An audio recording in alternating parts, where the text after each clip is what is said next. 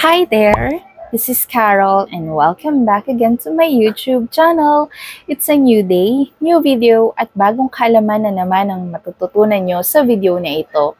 And for today's topic, ang ating pag-uusapan ay tungkol sa inyong mga credit card statement. In this video ay tutulungan ko kayo na mas lalo pang maintindihan ang mga terms and information na makikita nyo sa inyong mga credit card statement.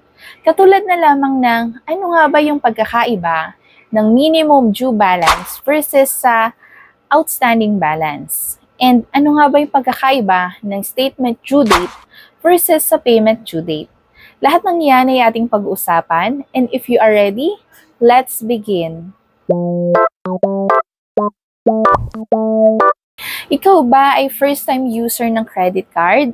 And finally, na-approve ka na dun sa pinakakauna-unahan mong credit card application. Siyempre, itong credit card na to ang magbibigay sa inyo ng magandang credit score, lalong-lalo na if ever na maganda po yung payment history and card usage nyo doon sa credit card ninyo. Ito kasi yung pwedeng maging tulay para if ever na mag-a-apply ka ng panibagong credit card sa ibang bank, ay mabigyan ka nila ng mas mataas pang credit limit. Pero since newbie ka pa nga lamang sa paggamit ng credit card, ay medyo confused ka pa kung ano-ano yung mga terms and information na makikita nyo sa inyong mga credit card statement. Una sa lahat, ano nga ba muna ang credit card statement? Ang credit card statement, it is a summary of all of your credit card transactions. Meaning to say, dito magre-reflect lahat ng transaction mo using your credit card. And usually, bago mag-generate yung mga transactions ninyo doon sa statement, ay makikita or magre-reflect muna ito sa inyong mga online banking. Usually naman, lahat ng bank nowadays ay meron na rin silang sariling mga online banking. Doon sa online banking nila, ay mamomonitor mo kung magkano yung available credit limit na pwede mong magamit. At the same time, ay makikita mo rin lahat doon yung mga transactions po ninyo. Once na ginamit mo today yung credit card mo, ay kinabukasan magpo-post din po yung transactions na yon sa online banking. Pero if ever nag-fall ng weekend, yung credit card transaction po ninyo ay magre-reflect po siya sa next banking day of the week. Una nyong makikita sa inyong mga credit card statement ay ang inyong customer number or credit card number. Usually ay naka-indicate po sa mga credit card statement ng mga bank yung customer number po nila. Pero minsan may mga bank din kasi na credit card number lang yung naka-indicate doon sa inyong mga credit card statement. Pero ang pagkakaiba kasi ng customer number sa credit card number, si customer number ay ito yung pinaka-unique identity ng credit card information ninyo with the bank. Ang credit card number kasi ay pwede ka magkaroon ng multiple credit card numbers. Pwede ka rin magkaroon ng multiple na credit cards sa isang bangko. And since ito yung pinaka-unique identity mo, once na ginamit mo siya for payment ay regardless kung anong card ang ginamit mo, ay magre-reflect pa rin po ang inyong mga payments. Pero kasi may mga bank din po talaga na ang nire-require nila for payment ng credit card for the reference number is yung mga credit card numbers nila. So, mas maganda na itanong nyo na lang din sa inyong mga bank para at least alam po ninyo kung ano yung pwede nyo gamitin for the reference number ng inyong mga credit card payments. And katulad ng sinabi ko kanina, pwede tayo magkaroon ng multiple credit cards sa isang bangko. Nakadepende rin po yun sa mga clients. For example, ay gusto kasi nila na mas maximize yung mga features ng iba't ibang klase nung credit card ng bank na yon. For example, with BPI, kung meron akong BPI rewards card na color blue, ang kanyang features ay if ever na bumili ako ng ticket using that card, ay mako-cover ako ng travel insurance noon worth 1 million. And of course, for every 35 pesos spend, ay mag-earn po ako ng real points. At the same time, gusto ko rin yung features nung isa pa nilang card which is the BPI Cashback. So si BPI Cashback ay nag-earn po siya ng cashback kapag ginamit mo siya doon sa mga Ayala affiliates na mga malls, and mayroon din kasi siyang mga cashbacks with the supermarkets, sa mga drugstores. So, kikita nyo naman po yung mga terms and conditions nun doon din sa inyong mga application bago po kayo mag-apply. Dalawa yung gusto kong credit card dahil nagustuhan ko yung features ng dalawang card na yon. So, possible akong magkaroon ng dalawang credit card sa isang bangko. Pero, ang mangyayari, since binigyan ako ng bank ng certain credit limit, for example, binigyan niya ako ng 100,000 na credit limit, regardless kung gaano pa kadami yung credit card ko doon sa bangko na yon, ay shared lang yung magiging credit limit nun.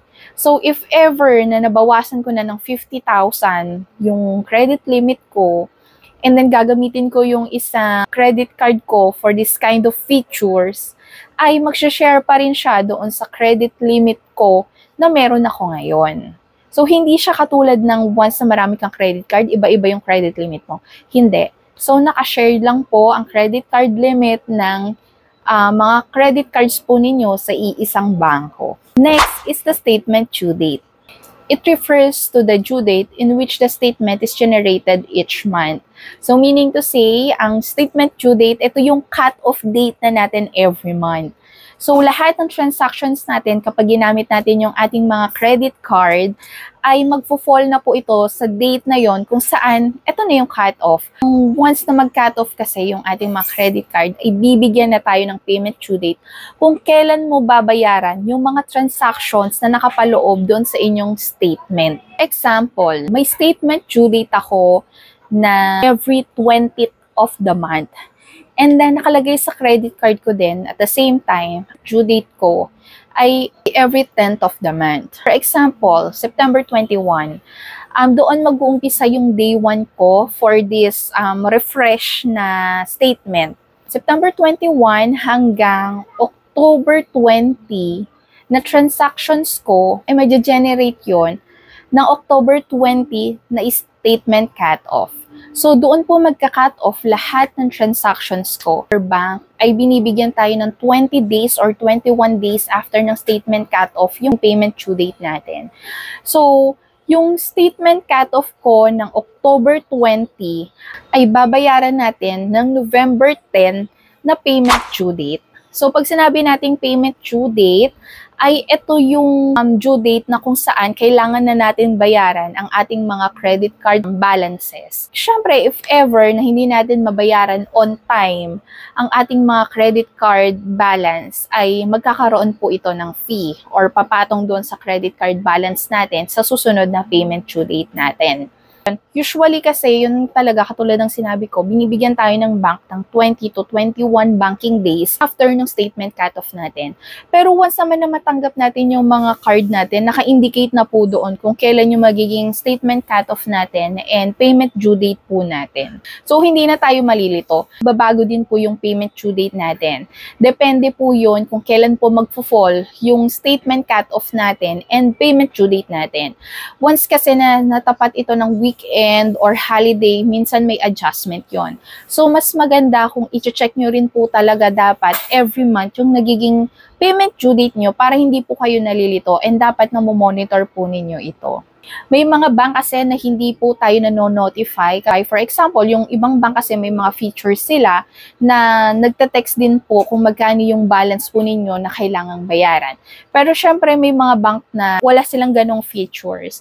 So mas maganda na i-check nyo rin po talaga yung statement ninyo every month para hindi po tayo malilito sa ating mga payment due date. Next is the outstanding balance versus the minimum balance. So anong pagkakaiba ng dalawang to? Sa outstanding balance po, ito yung kabuuang outstanding balance na kailangan nating bayaran doon sa ating credit card statement. Ito yung sum ng lahat ng mga purchases natin doon sa ating credit card sa mismong statement cut-off natin. For example, ang magiging outstanding balance ko is 5,000. So, kailangan kong isettle yung 5,000 na buo na yon doon sa payment due date ko. Pero, meron tayo kasing tinatawag na minimum balance. Ano nga ba yung use ng minimum balance na yon? Para kasi siyang portion lang ng outstanding balance mo. pwede nating isettle yung minimum balance kung hindi natin kayang bayaran yung outstanding balance na yon. So, para hindi lang tayo ma-late charge or hindi magmarka na nagbabayad tayo ng late doon sa ating mga credit card. Kunwari, 5,000 yung outstanding balance ko. Pero since hindi ko pa kayang isettle ng buo, yung 5,000 na yun, ay kukurot lang muna ako doon sa minimum balance. So, kunwari, binigyan ako ng bangko ng minimum balance ng 1,000. At least, masettle ko yung 1,000 na yun para hindi magmarka sa akin yung late payment charge. Usually, ang mga late payment charge ng mga bank ay nagre-range sa 850 pesos to 1,000 pesos. Depende pa rin po sa inyong mga bangko how much yung late charges po nila. Paano naman po malalaman yung minimum balance natin sa ating mga credit card? Huwag kayong mag-alala kasi makikita nyo doon sa credit card statement ninyo yung outstanding balance at the same time yung minimum balance. Pero, syempre, katulad ng example ko kanina, since meron akong outstanding balance sa 5,000 and wala pa nga akong pang-settle, nagbayad lang ako ng minimum balance na 1,000. So, may matitira pa akong 4,000 doon sa balance ko. Yung 4,000 na yon, if ever na hindi mo pa rin talaga siya masettle, ay magkakaroon na po ng interest yon. Depende doon sa interest rate ng credit card ng bangko po ninyo. For example, ang interest rate ng bangko, ng credit card ko is nasa 3%.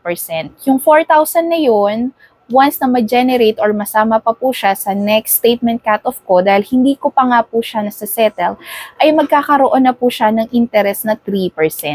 Magre-reflect po ang inyong mga interest sa inyong credit card statement as finance charge.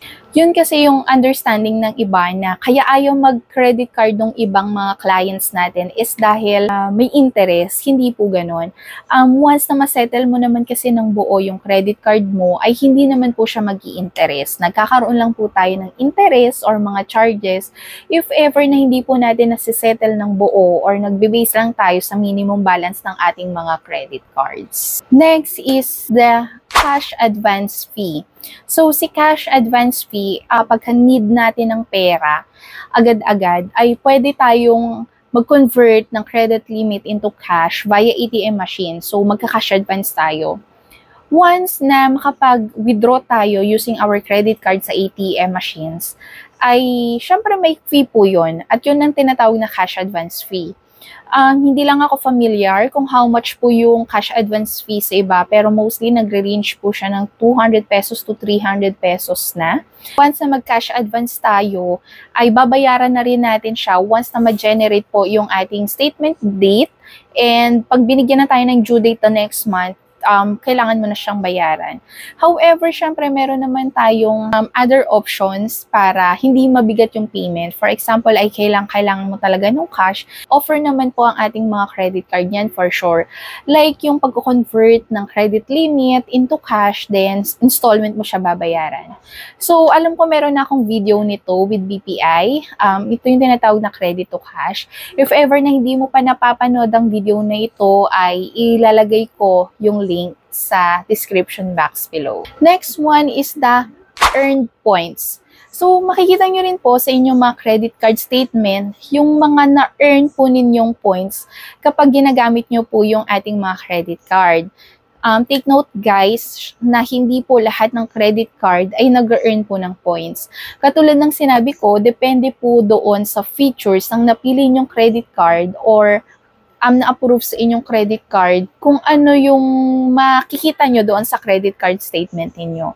So, if ever ng inyong credit card ay once na ginagamit nyo siya at nag-earn ng points, nagre-reflect po yun sa inyong mga statement. And nakikita nyo kung how much na po yung na-earn yung points.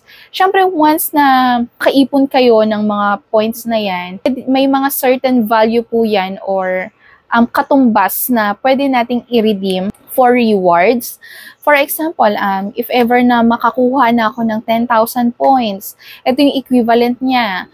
Pwede nyo siyang inquire lang sa bank po ninyo para malaman kung ano yung equivalent points para doon sa certain rewards na gusto natin. So, lagi lamang po natin tatandaan na pag nagkaroon tayo ng sarili nating credit card, ay maging responsible lang po tayo sa paggamit ng mga cards natin. Nasa sa atin pa rin po yan kung paano natin siya gagamitin. So, yung iba kasi medyo nag-worry. Magandang benefits pa rin naman po talagang paggamit ng credit card. Lalong-lalo na ngayon, yung iba kasi once na mag-travel ka abroad, hinahanap talaga nila is credit card para through credit card po yung mga transactions. So, I hope na may natutunan naman kayo and na-explain ko naman ng maayos sa inyo yung mga ilang information and terms na makikita doon sa mga credit card statement ninyo. So, if you have any other inquiry, I just feel free to comment down below and itatry natin sagutin yan. So, don't forget to like, share, subscribe, and click the notification bells for more updates and more videos. So, until to the next vlog, guys. Bye-bye!